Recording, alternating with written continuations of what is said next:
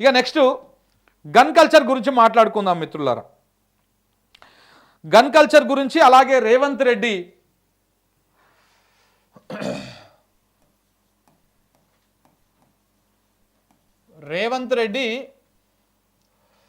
శాఖల పనితీరు ఎట్లా ఉన్నది,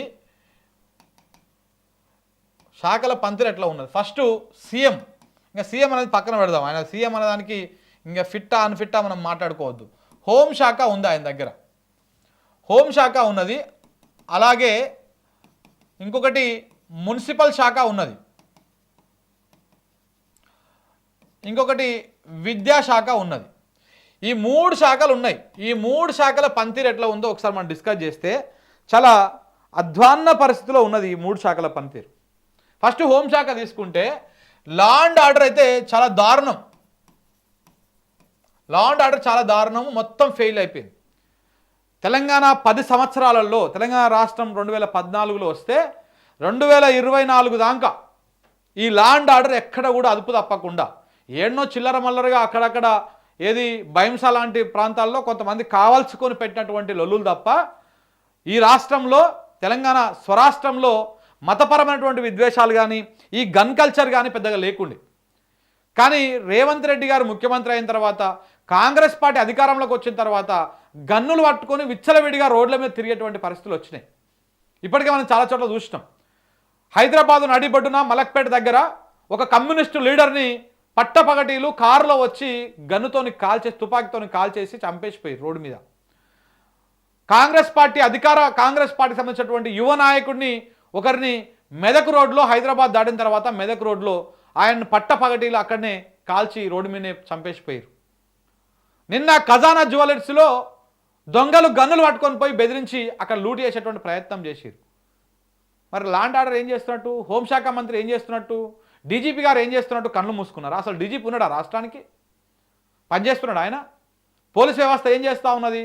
ఎవరైతే మాట్లాడతారో వాళ్ళ మీద కేసులు పెట్టాలి, ఎవరైతే కొట్లాడతారో వాళ్ళ మీద కేసులు పెట్టాలి, వాళ్ళ ఆఫీసులను లూటీ చేయాలి, ఈ రకమైనటువంటి ప్రయత్నాలు చేస్తూ ఉన్నారు. మీరు చేయాల్సిందేంటి? పోలీసులు 2 పనులు చేస్తున్నారు. ఒకటి, ప్రశ్నిస్తోళ్ళ మీద కేసులు పెట్టాలి, నోర్లు ముయించాలి. చిల్కా ప్రవీణ్ అరెస్ట్ అయ్యి ఇప్పటికీ 3 నెలలు అవుతా ఉన్నది.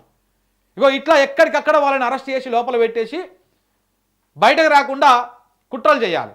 ఇగో ఈ ప్రయత్నము ప్రభుత్వం చాలా విజయవంతంగా చేస్తూ ఉన్నది. దాంతోపాటు ఇంకొక పని చేస్తూ ఉన్నది. ట్రాఫిక్ పోలీసులతోటి ట్రాఫిక్ నియంత్రణ ఎటన పోని గాలికి పోని, ఈ నెలకు మీరు ఇన్ని కోట్లు ఇన్ని లక్షలు వసూలు చేసుకురావంటే అన్ని కోట్లు అన్ని లక్షలు వసూలు చేసుకొని వస్తూ ఉన్నారు. ఈ ప్రయత్నం వాళ్ళు చేస్తూ ఉన్నారు. ఇదేం దిక్కుమాలినటువంటి పోలీసు వ్యవస్థ చెప్పండి? హోంశాఖ మంత్రి లేడు రాష్ట్రానికి. ఆ హోంశాఖను తీసుకుపోయి మరి కొండలరెడ్డి చేతిలో పెట్టిండా, ఇంటోళ్ళ చేతిలో పెట్టిండా, లేకపోతే ఎవరి చేతిలో పెట్టిండా తెలియదు రేవంత్ రెడ్డి గారు. కానీ అసలు దాని మీద ఒక సమీక్ష కానీ, ఎందుకు ఈ గన్ కల్చర్ పెరిగింది, తెలంగాణ రాష్ట్రంలో 10 సంవత్సరాలలో నమోదు కానటువంటి కేసులు ఇప్పుడు ఏ పిఎస్కి అయినా కానీ 100ల సంఖ్యలో కేసులు నమోదవుతూ ఉన్నాయి. చిన్న కేసులకు కూడా ఎఫ్ఐఆర్లు పెట్టేసి లోపలికి పెడతా ఉన్నారు. మరి అది ఒక ఫ్యాషన్ అనుకుంటున్నారా లేకపోతే ఏమనుకుంటారో తెలియదు. క్రైమ్ రేట్లో భయంకరంగా పెరిగిపోయింది రాష్ట్రంలో, గన్ కల్చర్ పెరిగిపోయింది. ఇప్పుడు నేను 3 ఎగ్జాంపుల్స్ చెప్పిన. ఇక పాత బస్తీలో కానీ ఇంకా కొన్ని ప్రాంతాల్లో కానీ బయటికి రానటువంటి ఘటనలు బొచ్చడు ఉన్నాయి, ఈ గన్నులు పట్టుకొని బెదిరించేటువంటి కార్యక్రమాలు. సో కాబట్టి మన కూడా చూసినాం కదా, ఆయన ఎవరు, మన ఎమ్మెల్సీ తీన్మార్ మల్లన్న, ఆయన గన్మెన్లు ఎటకాలుస్తున్నారు మొత్తం, ఏదో పెద్దగా వచ్చేసి ఏదో వేసినట్టుగా. అంటే ఇదంతా దేనికి సంకేతాలు? సో కాబట్టి ఈ రకమైనటువంటి పరిస్థితులు ఉన్నాయి. ఇది లా అండ్ ఆర్డర్ ఫెయిల్ అయింది కంప్లీట్గా. రేవంత్ రెడ్డి నిర్వహిస్తున్నటువంటి శాఖలలో ప్రధానమైనటువంటి శాఖ హోంశాఖ, పోలీసుల శాఖ. ఆ హోంశాఖ కంప్లీట్ ఫెయిల్ అయిపోయింది తెలంగాణ రాష్ట్రంలో. ఇక నెక్స్ట్ మున్సిపల్ శాఖ. ఈ మున్సిపల్ శాఖ కూడా రేవంత్ రెడ్డి గారి దగ్గరనే ఉంది, ముఖ్యమంత్రి గారి దగ్గరనే ఉంది. ఈ శాఖ కూడా 100కు 100% ఫెయిల్ అయిపోయింది. ఎట్లా ఫెయిల్ అయిందో కూడా చెప్తా. హైదరాబాద్ రోడ్లను చూడండి, మురికి కాలువలను చూడండి, నాలాలను చూడండి. హైడ్రా తీసుకొచ్చి ఇప్పటికి వర్షాలు వస్తున్నాయి ఏదో డ్రామా చేస్తూ ఉన్నారు ఆడాడ. కానీ హైడ్రాని తీసుకొచ్చినటువంటి ఉద్దేశం వేరు. బేసిక్గా హైడ్రా చేయాల్సిన పని వేరు, అది చేస్తున్నది వేరు. హైడ్రా ఇలాంటి పరిస్థితులలో ఎక్కడ కూడా ఇబ్బందులు రాకుండా చూసుకోవాలి. కానీ దీనికి క్షేత్రం అయితే లేదు. ఇప్పుడే లొసుకులు బయట పడతా ఉన్నాయి. హైడ్రాలో ఉద్యోగులకు జీతాలు ఇవ్వకపోవడము, వాళ్ళని అరైతొరై కొడితే వాళ్ళు మానేసిపోవడము. మొన్నటి దాకానేమో ఆ అపార్ట్మెంట్ కూల్చుదాము, ఆ పేదో నిల్లు కూల్చుదాము, ఇవి కూల్చుదామని చెప్పేసి దాంట్లో కూల్చే కార్యక్రమంతో సంచులు వసూలు చేసే కార్యక్రమానికి హైడ్రా పునాదులు వేసుకుంటూ పోయింది. ఇప్పుడు వర్షాలు వచ్చి హైదరాబాద్లో ఎక్కడికక్కడ వరద నిలుస్తూ ఉంటే మున్సిపల్ శాఖ పనితీరు, దాని ఫెయిల్యూరు క్లియర్ కనపడిపోతూ ఉన్నది. మన ముఖ్యమంత్రి గారు రోడ్ల మీకు ఆగానే ఇక వాళ్ళ అనుకూల మీడియాలు మొత్తం జాకిలు పెట్టి లేపడం మొదలుపెట్టినాయి. ఆయన రోడ్డు మీకు పోవడం కాదు కావాల్సింది, ప్రజల కాడికి పోవడం తప్పులేదు. ఆడికి పోయి షో చేసినంత మాత్రాన ఏం జరగదు. ఆయన కింద ఉన్నటువంటి కమిషనర్లు, మంత్రులు, అలాగే ఎవరైతే అధికారులు ఉన్నారో వాళ్ళందరూ గట్టిగా పనిచేయాలి. ఆ వరద రాకుండా చూసుకోవాలి. ముఖ్యమంత్రి గారు పోయి పారబట్టి మురికి కాలువల మురికి తీయరు, చెప్పడమే ఆయన పని. ఇంటికాడ కూర్చొని దాని మీద సమీక్ష చేసి హైదరాబాద్లో ఫ్లైఓవర్ల మీద నీళ్ళట నిలుస్తున్నాయి, ఆ ఫ్లైఓవర్ల మీద మెయింటెనెన్స్ ఎందుకు లేదు, ఆ వాటర్ ఏదైతే ఉంటాయో ఆ వాటర్ అవుట్లెట్లు అవి పోకుండా మొత్తం చెత్త చెదారం దాని మీద పడితే కనీసం ఆ చెత్త చెదారం తీస్తందుకు కూడా మన మున్సిపల్ శాఖ అధికారులకు శాతం అయితే లేదు. గా పని చేయాలి. అది సమీక్షించి అధికారులను, కమిషనర్లను ఉరుకులో పెట్టిస్తే వాళ్ళు పనిచేస్తారు.